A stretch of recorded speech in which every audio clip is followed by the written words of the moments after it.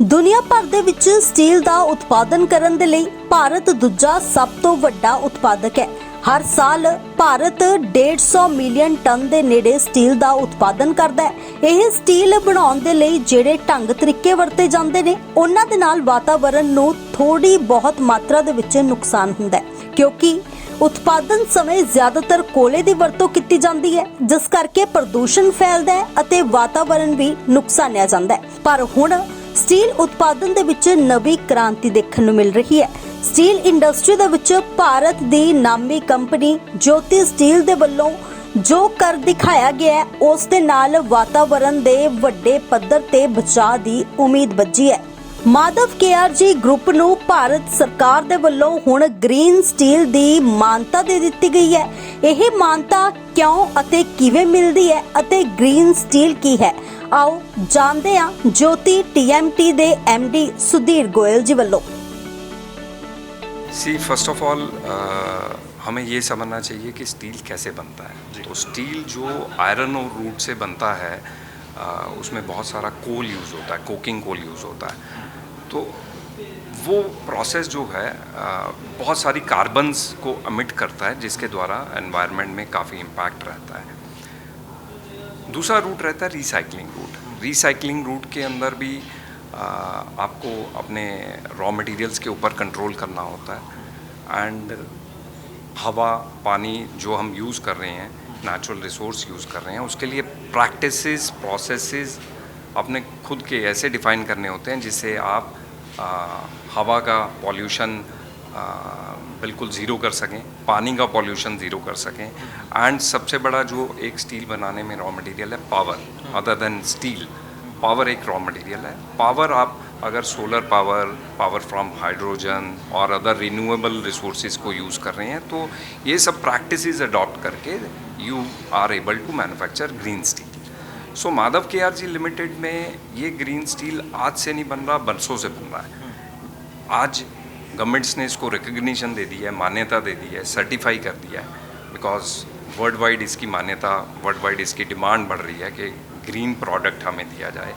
सो आज हमारे कंट्री में भी आई एम प्राउड के वो रिकग्निशन बन गई है ग्रीन स्टील की and that is very very helpful and that's a pride moment for Madhav KRG कि आज हम नॉर्थ इंडिया के first green steel recognize producer है। माधव ग्रुप का क्या सोच क्या थी जब ये सबसे पहले जब कंसेप्ट शुरू किया गया? मैं कहूँगा कि सोच इसमें सबसे पहले थी एनवायरनमेंट को सेव करने की।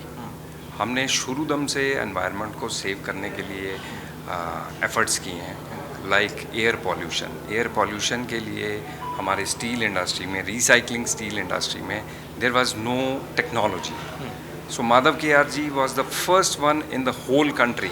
I'm proud to say we were the first one in the whole country who adopted this technology. There was lots of capital investment, there was lots of operating expense to operate those kind of devices, but we never had resistance to adopt these kind of technologies. So मैं सबसे पहले तो environment friendly ही कहूँगा इसके लिए। Technology adopt कहाँ से की गई थी, इसका आइडिया कहाँ से? Technology adoption we adopted from various developed countries like China, Europe, Turkey. So we visited lots of places so that जहाँ से भी best of the technology हमें एयर पॉल्यूशन को सेव करने के लिए, वाटर पॉल्यूशन को सेव करने के लिए मिल सके, हमने अडॉप्ट किया। आपदा जो सर अभी पंजाब में आई है, हमने देखा है कि काफ़ी सारे घर जो टूट गए हैं, तो ये जो चीज़ है ये उसमें क्या हेल्प करेगी?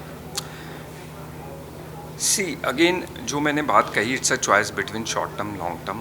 There are lots of producers today जो अपने छोटे से फ़ायदे के लिए wrong adoption of raw material करते हैं, wrong choices of raw material करते हैं एंड गलत मटेरियल मार्केट में स्प्रेड करते हैं, which is not good at all. आप ह्यूमन लाइफ्स के साथ प्ले कर रहे हैं जो अच्छा नहीं है।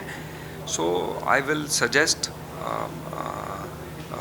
जनरल पब्लिक एट लार्ज के डिफ्रेंशिएट करें, अच्छे और बुरे में डिफ्रेंशिएट करें, थोड़े से प्राइस के लिए, थोड़े छोटे से बेनिफिट के लिए कॉम्प्रोमाइज़ ना करें, जो आपको लॉन्ग टर्म में आप जो अपना घर बनाते हो या कोई भी प्रमाइसेस बनाते हो वो उसको कहीं कोई दिक्कत आए